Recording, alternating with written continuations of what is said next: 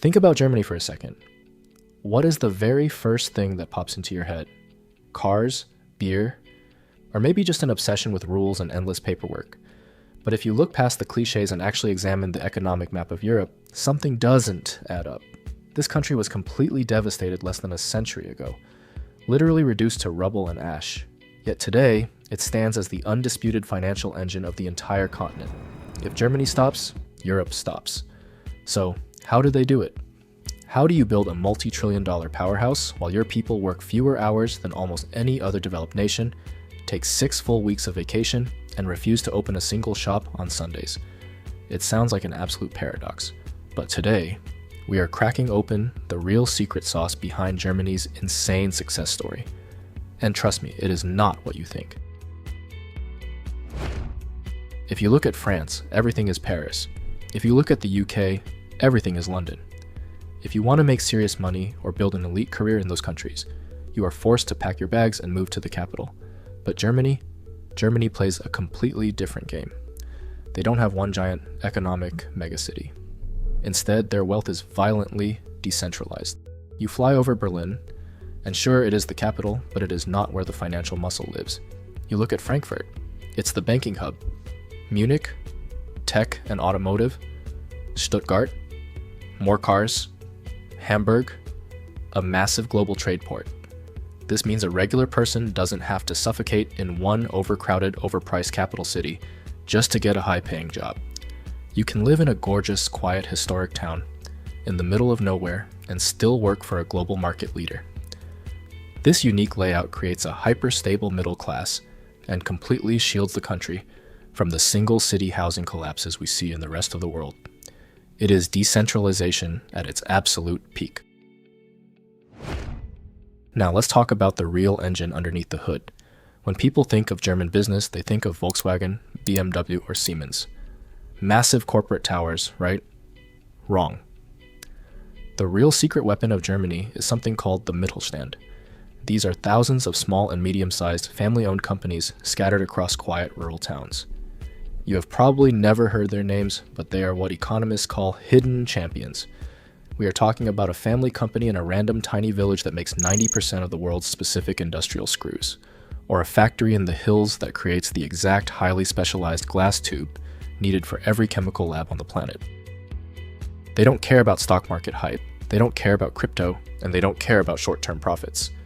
They focus on one hyper-specific thing, perfect it over 3 generations, and export it to the entire globe. Because of this, when global financial crises hit and giant corporations start firing people by the thousands, these family-owned backbones stay solid as a rock. But who actually builds these insane high-tech machines?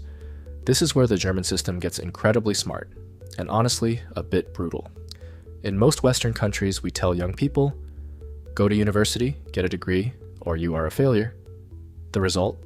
Millions of kids graduating with massive debt and degrees they don't even use, while society desperately lacks people who actually know how to build things. Germany looked at this and said, no. They created the dual education system.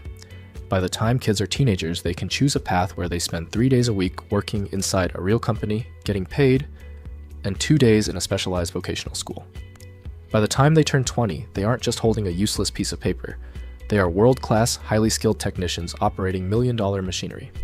This bridges the gap between young talent and massive industries, flawlessly, giving the country a constant, unstoppable supply of elite workers. But we have to address the elephant in the room, the German work ethic.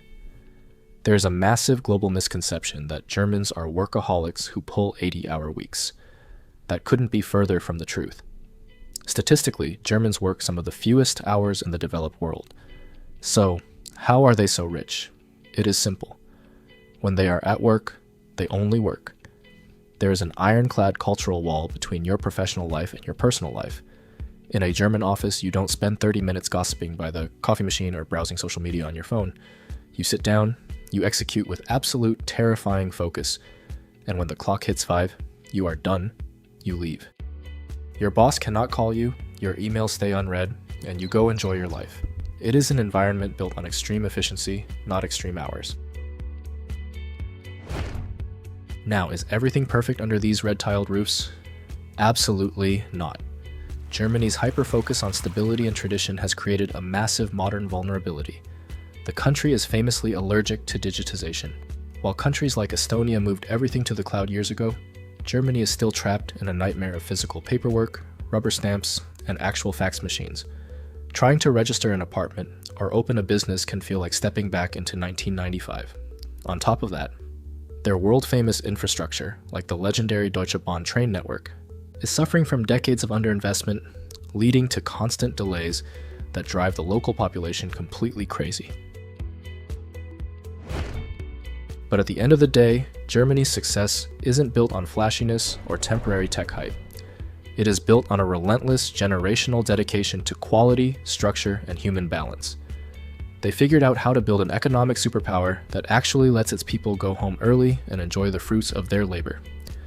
If this deeper, raw look into the secret engine of Germany gave you a fresh perspective, hit that like button, subscribe to the channel, and smash that notification bell. Could you adapt to the hyper-focused, structured lifestyle of Germany? Or is it just a bit too rigid for you?